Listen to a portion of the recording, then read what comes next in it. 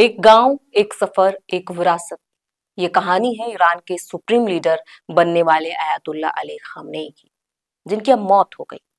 जो शुरू होती है अपने ही मुल्क उत्तर प्रदेश के बाराबंकी जिले के छोटे से गांव किंटूर से, जिसने कभी नहीं सोचा होगा उसकी मिट्टी में जन्मा एक इंसान कभी दुनिया की सबसे सख्त धार्मिक सत्ता की नींव रखेगा। किंटूर गांव के सैयद अहमद मुसवी का नाम आज ईरान के इतिहास में दर्ज है, लेकिन भारत में बहुत कम लोग इस नाम को जानते हैं।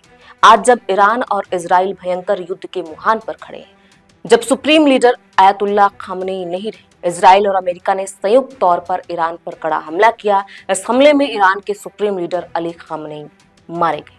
ईरान की ओर से भी ये पुष्टि की गई है। ईरान का कहना है कि वो खामनेई की मौत का बदला लेंगे। तो आइए इतिहास का एक भूला बिसरा पन्ना फिर से खोला जाए।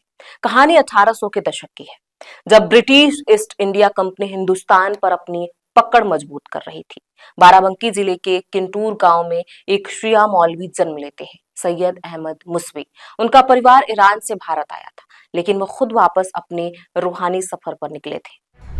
1830 में वह इराक के नजफ शहर में हजरत अली के रोजे की जियारत के लिए जाते हैं और फिर कभी लौटते नहीं। वो ईरान के खुमैन शहर में बस जाते हैं, वहीं शादी करते हैं और एक नई नस्ल को जन्म देते हैं। लेकिन उन्होंने कभी भी हिंदी नाम नहीं छोड़ा। ये उपाधि उन्होंने आखिरी सांस तक अपने साथ रखी। आज भी ईरानी दस्तावेजों में उनका नाम सैयद अहमद मुसवी हिंदी के तौर पर मौजूद है। अहमद मुसवी की 1869 में मृत्यु हो गई। उन्हें इराक के शहर करबला में दफनाया गया, लेकिन उनकी धार्मिक विरासत, उनकी शिक्षाएं, आस्था का उनका नजरिया जिंदा रहा।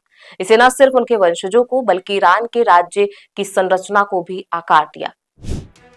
मुसवी के पोतों में एक का नाम था रूहुल्लाह, जिसे हम जानते हैं अयातुल्ला रूहुल्लाह खामनेई के नाम से। वो मुस्तफा मुसवी के बेटे थे।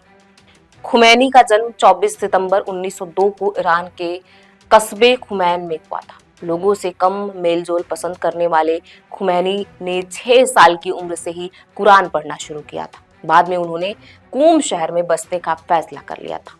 खुमैनी ने अयातुल्ला बनने के बाद ईरान के शासक शाह रजा पहलवी और उनके अमेरिका के साथ संबंधों की बुराई करनी शुरू कर दी थी, जिसकी वजह से शाह ने उन्हें ईरान से निष्कासित कर दिया था। अयातुल्ला वहां से तुर्की चले गए, तुर्की से इराक और फिर फ्रांस जाकर रहने लगे। इसी दौर में एक और शख्स खुमैनी को फॉलो करते हुए जवान हो रहा था, नाम अली खामनेई, जो ईस्ट अजरबैजान प्रांत के खामनेई के रहने वाले सैयद जवाद खामनेई के 8 बच्चों में से दूसरे नंबर के हैं। अली खामनेई का जन्म 1939 में ईरान के नजफ में हुआ था।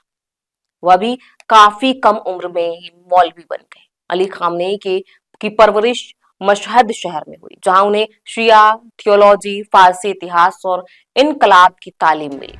1979 में ईरान में अयातुल्ला रूहुल्लाह खुमैनी ने इस्लामिक क्रांति की अगुवाई की। उनके इनकलाबी खुतबों ने अमेरिका समर्थित शाह रजा पहलवी की सत्ता को जड़ से उखाड़ दिया और तब ईरान एक आधुनिक राजा का मुल्क नहीं रहा, वो एक धर्म राज्य बन गया, जहां संविधान से लेकर सड़कों तक सब कुछ इस्लामी कानून के मुताबिक चलने लगा।